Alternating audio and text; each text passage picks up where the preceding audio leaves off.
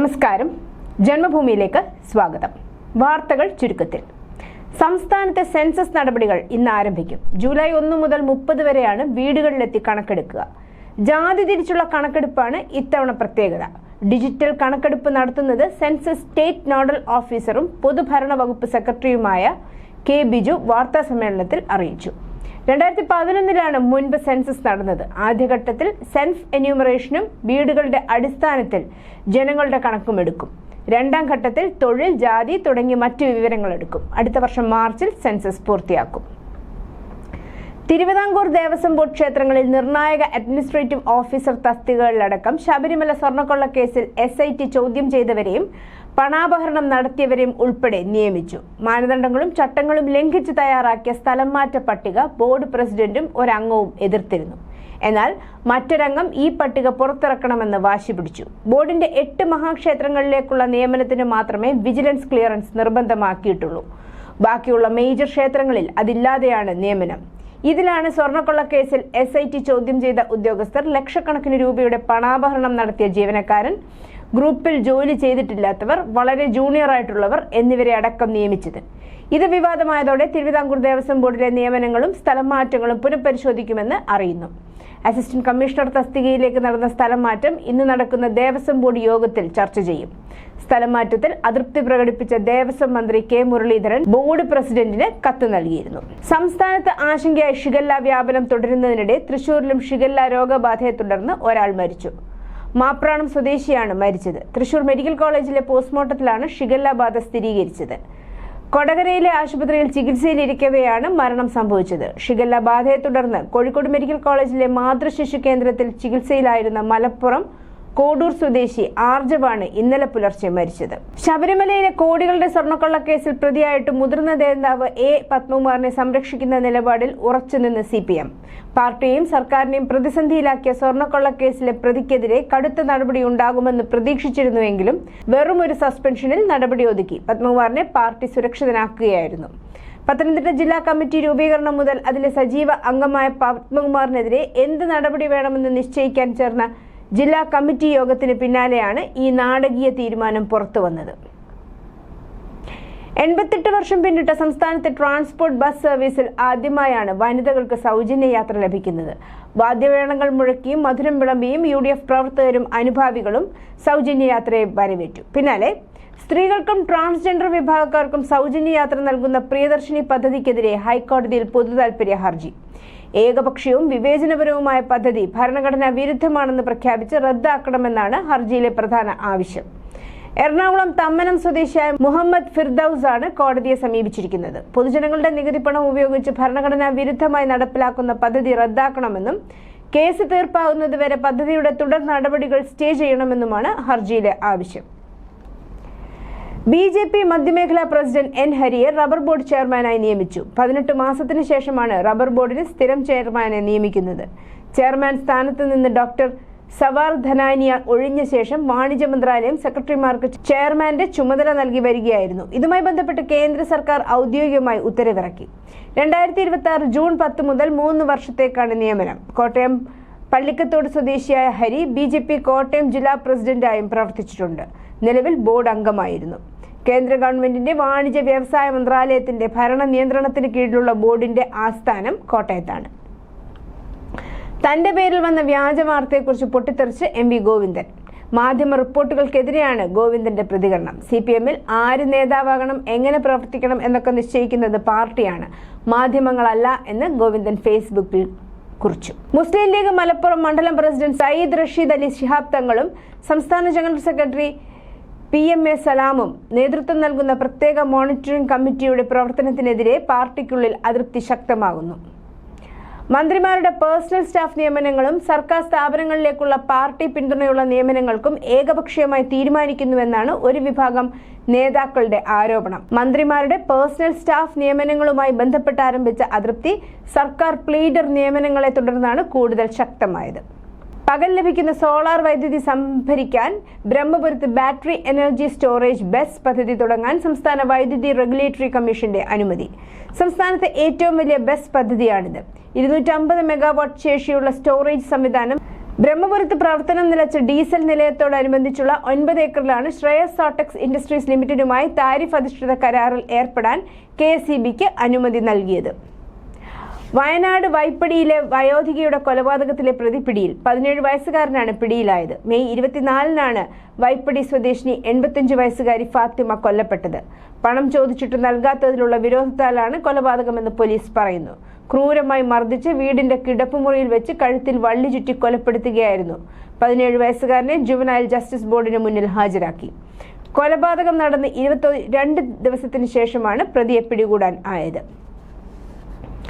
നവകേരള യാത്രയ്ക്കിടെ മുൻ മുഖ്യമന്ത്രി പിണറായി വിജയന്റെ ഗൺമാനും സുരക്ഷാ സംഘവും KSU യൂത്ത് കോൺഗ്രസ് നേതാക്കളെ മർദ്ദിച്ച കേസിലെ SIT അന്വേഷണം തിരുവനന്തപുരത്തെ ADGP ഓഫീസിലേക്ക്.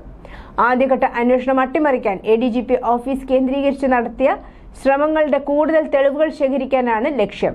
മർദ്ദിച്ചെന്ന കേസിൽ നിലനിൽക്കില്ലെന്ന് റഫർ റിപ്പോർട്ടായാണ് ആദ്യ അന്വേഷണ സംഘം കോടതിയിൽ സമർപ്പിച്ചത്. പ്രതികൾക്ക് ക്ലീൻ ചിറ്റ് നൽകിയ ഈ റിപ്പോർട്ടിൽ ADGPയുടെ ഓഫീസാണ് തയ്യാറാക്കിയതെന്നും അന്വേഷണ ഉദ്യോഗസ്ഥൻ പെൻഡ്രൈവിലാക്കി കൈമാറിയ കേസ് ഡയറി ഈ ഓഫീസിലെ 2 ഗ്രേഡ് SIമാർ ചേർന്ന് തിരുത്തി നൽകിയെന്നും SITക്ക് വിവരം ലഭിച്ചിരുന്നു. KSRTCയിൽ മാനദണ്ഡങ്ങൾ ലംഘിച്ച ആശ്രിത നിയമത്തിന് നീക്കം. PSC റാങ്ക് പട്ടികയുടെ കാലാവധി തീരാൻ 6 മാസം മാത്രം ശേഷിക്കെ കൂട്ടത്തോടെ ആശ്രിത നിയമനം നടത്തുന്നത് ഉദ്യോഗാർത്ഥികൾക്ക് തിരിച്ചടിയാകും. ജൂനിയർ അസിസ്റ്റന്റ് തസ്തികയിലേക്കായി പ്രിലിമിനറി, മെയിൻസ് അടക്കം കഠിനമായ പരീക്ഷകൾ പാസ്സായി റാങ്ക് പട്ടികയിൽ ഉൾപ്പെട്ട ഉദ്യോഗാർത്ഥികളാണ് പ്രതിസന്ധിയിലായിരിക്കുന്നത്. റാങ്ക് പട്ടിക നിലവിലുണ്ടായിരിക്കെ ആശ്രിത നിയമനത്തിന് കൂടുതൽ പ്രാധാന്യം നൽകാനാണ് സർക്കാർ ശ്രമം. ആലുവ മാഞ്ഞാലി റൂട്ടിൽ സർവീസ് നടത്തുന്ന ലിറ്റിൽ ഫ്ലവർ ബസ് സ്വകാര്യ ബസ് വ്യവസായത്തെ തകർക്കുന്ന സർക്കാർ നയത്തിനെതിരെ പുരുഷന്മാർക്ക് സൗജന്യ യാത്രയൊരുക്കി. KSRTC സൗജന്യ യാത്ര ഒഴിവാക്കി സ്വകാര്യ ബസ്സിൽ യാത്ര ചെയ്ത സ്ത്രീകൾക്ക് മധുരം നൽകിയും സ്വകാര്യ ബസ് ഉടമ പ്രതിഷേധിച്ചു. കർണാടക ആഭ്യന്തരമന്ത്രി പ്രിയങ്ക് ഖാർഗെ RSS മേധാവി മോഹൻ ഭഗവത്തിനോട് RSSന്റെ രജിസ്ട്രേഷൻ ആവശ്യപ്പെട്ട് കത്തയച്ചു. എന്നാൽ ഈ ആവശ്യം വെറും രാഷ്ട്രീയ തട്ടിപ്പാണെന്നും ഹിന്ദു ധർമ്മത്തിന് തന്നെ രജിസ്ട്രേഷൻ ഇല്ലെന്നും പറഞ്ഞ് RSS മേധാവി മോഹൻ ഭാഗവത് തിരിച്ചടിച്ചു. RSSന്റെ രജിസ്ട്രേഷൻ, സംഘടനയുടെ നിയമപരമായ ഇപ്പോഴത്തെ നില, ധനാഗമന മാർഗങ്ങൾ, ചെലവ്, അനുമതികൾ എന്നിവ വെളിപ്പെടുത്തണമെന്ന ആവശ്യങ്ങൾ ഉയർത്തി കർണാടക ആഭ്യന്തരമന്ത്രി പ്രിയങ്ക് ഖാർഗെ തിങ്കളാഴ്ചയാണ് RSS മേധാവി മോഹൻ ഭാഗവത്തിന് കത്തെഴുതിയത്. കേരളത്തിൽ നടന്ന ഒരു പരിപാടിയിൽ നടത്തിയ പ്രസംഗത്തിലൂടെയാണ് പ്രിയങ്ക് ഖാർഗെയ്ക്ക് മറുപടി നൽകിയ ശേഷം ഈ ആവശ്യങ്ങൾ മോഹൻ ഭാഗവത് തള്ളിയത്. യൂറോപ്യൻ രാജ്യമായ സ്ലോവാക്യ സന്ദർശന വേളയിൽ പ്രധാനമന്ത്രി നരേന്ദ്രമോദിക്ക് സ്ലോവാക്യയുടെ പരമോന്നത ബഹുമതിയായ order of the white double cross first class സമ്മാനിച്ചു. സ്ലോവാക്യൻ പ്രസിഡന്റ് പീറ്റർ പെല്ലഗ്രിൽ പ്രധാനമന്ത്രി മോദിക്ക് ഈ ബഹുമതി സമ്മാനിച്ചു. ഒരു രാജ്യം പ്രധാനമന്ത്രി മോദിക്ക് നൽകുന്ന 33ാമത് ആഗോള ബഹുമതിയാണിത്. രാജ്യത്തിന്റെ പ്രതിരോധ മേഖലയ്ക്ക് കരുത്തു പകരുന്ന മറ്റൊരു സുപ്രധാന നാഴികക്കല്ലുകൂടി ഇന്ത്യ വിജയകരമായി പിന്നിട്ടു. Defence research and development organisation വികസിപ്പിച്ച ദീർഘദൂര ലാൻഡ് അറ്റാക്ക് ക്രൂയിസ് മിസൈൽ വിജയകരമായി പരീക്ഷിച്ചു. ഒഡീഷ തീരത്തുള്ള ഡോക്ടർ APJ അബ്ദുൽ കലാം ദ്വീപിൽ നിന്നായിരുന്നു വിക്ഷേപണം. തദ്ദേശീയമായ ദീർഘദൂര ആക്രമണ മിസൈലുകൾ വികസിപ്പിക്കാനുള്ള ഇന്ത്യയുടെ ശ്രമങ്ങൾക്ക് വലിയ ഊർജം നൽകുന്നതാണ് ഈ നേട്ടം. രാജസ്ഥാനിലെ ജയ്പൂരിൽ തിങ്കളാഴ്ച നീറ്റ് പരീക്ഷ ക്രമക്കേടുകൾ ആരോപിച്ച് നടന്ന സമരത്തിനിടയിൽ കോക്രോച്ച് ജനതാ പാർട്ടി നേതാവ് അഭിജിത് ദീപ്കെയെ ഒരു കൂട്ടം ചെറുപ്പക്കാർ തല്ലിയതും 2019 അരവിന്ദ് കെജ്രിവാളിനെ ആം ആദ്മി പ്രവർത്തകർ തല്ലിയതും തമ്മിലുള്ള സാമ്യം ഞെട്ടലുളവാക്കുന്നു. 2019 കേജ്രിവാളിനെ സ്റ്റാറാക്കാൻ ആം ആദ്മി നടത്തിയ തല്ലുനാടകം തന്നെ 2026 അഭിജിത് ദീപ്കെയെ സൂപ്പർ സ്റ്റാറാക്കാൻ കോക്രോച്ച് ജനതാ പാർട്ടി ആവർത്തിക്കുകയാണോ എന്ന ചോദ്യമാണ് ഇപ്പോൾ ഉയരുന്നത്. കോക്രോച്ച് പാർട്ടിക്ക് പിന്നിൽ അരവിന്ദ് കെജ്രിവാളും ആം ആദ്മിയുമാണെന്ന സംശയം ബലപ്പെടുന്നതിനിടയിലാണ് അഭിജിത് ദീപ്കെയ്ക്കും അരവിന്ദ് കെജ്രിവാളിൽ നിന്ന് തല്ലുകിട്ടിയതുപോലെ സമാന സ്വഭാവം ചർച്ചയാവുന്നത്. ടേക്ക് ഓഫിന് പിന്നാലെ അമേരിക്കയുടെ സ്ട്രാറ്റജിക് ബോംബർ വിമാനം തകർന്നു വീണു. അമേരിക്കൻ വ്യോമസേനയുടെ സബ്സോണിക് ശേഷിയുള്ള B-52 സ്ട്രാറ്റോഫോർട്രസ് ബോംബർ വിമാനമാണ് കാലിഫോർണിയയിലെ എഡ്വേർഡ് വ്യോമസേന താവളത്തിൽ നിന്ന് പറന്നുയർന്നതിന് തൊട്ടു പിന്നാലെ തകർന്നു വീണത്. അപകടം നടന്നയുടൻ തന്നെ അടിയന്തര രക്ഷാപ്രവർത്തക സംഘം സംഭവ സ്ഥലത്ത് എത്തിച്ചേർന്നതായും നിലവിൽ അവിടെ രക്ഷാപ്രവർത്തനങ്ങളും തുടർ നടപടികളും പുരോഗമിക്കുകയാണെന്നും അധികൃതർ അറിയിച്ചു. വിമാനത്തിലുണ്ടായിരുന്ന 8 പേർ കൊല്ലപ്പെട്ടതായാണ് അന്തർദേശീയ മാധ്യമങ്ങളിൽ റിപ്പോർട്ട് ചെയ്യുന്നത്. സാധാരണ നിലയിൽ 5 അംഗ ക്രൂ ആണ് B-52 ബോംബർ വിമാനത്തിൽ ഉണ്ടാവാറ്. ആണവായുധങ്ങൾ വരെ വഹിക്കാൻ ശേഷിയുള്ള B-52 ബോംബർ വിമാനങ്ങൾക്ക് ഏകദേശം 70,000 പൗണ്ട്, അതായത് 31,750 കിലോഗ്രാം ഭാരം വരെ വഹിക്കാൻ സാധിക്കും. അന്താരാഷ്ട്ര വിപണിയിൽ ഏകദേശം $110 മില്യൺ, അതായത് 1065 കോടി രൂപ വില വരുന്ന അത്യാധുനിക യുദ്ധവിമാനങ്ങളിൽ ഒന്നാണിത്. 2026 ഫിഫ ലോകകപ്പ് ഗ്രൂപ്പ് ജിയിലെ ആദ്യ മത്സരത്തിൽ ബെൽജിയവും ഈജിപ്തും സമനിലയിൽ.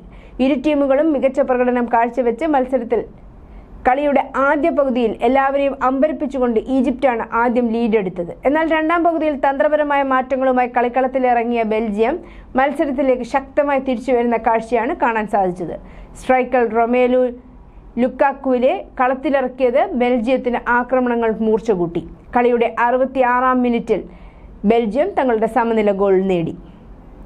ഇറാനും US-ഇസ്രായേൽ സഖ്യവും തമ്മിലുള്ള യുദ്ധം അവസാനിക്കുന്നു. 107 ദിവസം നീണ്ടുനിന്ന സംഘർഷം അവസാനിപ്പിച്ച് ശാശ്വത സമാധാനത്തിലേക്ക് വഴി തുറക്കുന്ന കരട് കരാർ അമേരിക്കയും ഇറാനും അംഗീകരിച്ചു. കരാർ വെർച്വലായി ഒപ്പിട്ടെന്ന് US പ്രസിഡന്റ് ഡൊണാൾഡ് ട്രംപ് പറഞ്ഞു. ആഗോള ചരക്ക് നീക്കത്തിലെ തന്ത്രപ്രധാന ഇടനാഴിയായ ഹോർമുസ് കടലെടുക്ക് വെള്ളിയാഴ്ച തുറക്കുമെന്നും പാത ടോൾ രഹിതമാകുമെന്നും ട്രംപ് തിങ്കളാഴ്ച അറിയിച്ചു. യുദ്ധത്തെ തുടർന്ന് ഇറാൻ ഹോർമുസ് അടച്ചിരുന്നു. ഇറാനിയൻ തുറമുഖങ്ങളിലേക്കുള്ള വാണിജ്യ കപ്പലുകളുടെ പോക്കുവരവ് തടയുന്നതിനായി ഹോർമുസിൽ ഏപ്രിൽ 13 മുതൽ US ഏർപ്പെടുത്തിയ നാവിക ഉപരോധം പിൻവലിക്കുകയാണെന്നും ട്രംപ് പ്രഖ്യാപിച്ചു. ന്യൂഡൽഹിയിലെ ഇന്ദിരാഗാന്ധി അന്താരാഷ്ട്ര വിമാനത്താവളത്തിൽ ചോദ്യം ചെയ്യലിനായി പ്രധാനമന്ത്രിയുടെ മുതിർന്ന ഉപദേഷ്ടാവിനെ 2.5 മണിക്കൂറോളം കസ്റ്റഡിയിലെടുത്തതിനെ തുടർന്ന് ബംഗ്ലാദേശ് ധാക്കയിൽ ഇന്ത്യൻ ഡെപ്യൂട്ടി ഹൈക്കമ്മീഷണറെ വിളിച്ചു വരുത്തി. ബംഗ്ലാദേശ് പ്രധാനമന്ത്രി താരിഖ് റഹ്മാന്റെ സഹായി ഡോക്ടർ സഹേദ് ഉർ റഹ്മാനെ ഞായറാഴ്ച വൈകുന്നേരം പതിവ് സുരക്ഷാ പരിശോധനയ്ക്കിടെ പേര് സൂചിപ്പിച്ചതിനെ തുടർന്ന് ഇമിഗ്രേഷൻ അധികൃതർ തടഞ്ഞതായി BSS വാർത്താ ഏജൻസി റിപ്പോർട്ട് ചെയ്തു. ഇന്ത്യൻ ഓഷ്യൻ റിം അസോസിയേഷൻ CSO യോഗത്തിൽ മുതിർന്ന ഉദ്യോഗസ്ഥരുടെ കമ്മിറ്റിയുടെ 28ാമത് യോഗത്തിൽ പങ്കെടുക്കാനാണ് അദ്ദേഹം ഇന്ത്യയിലേക്ക് എത്തിയത്. News desk Janmabhumi.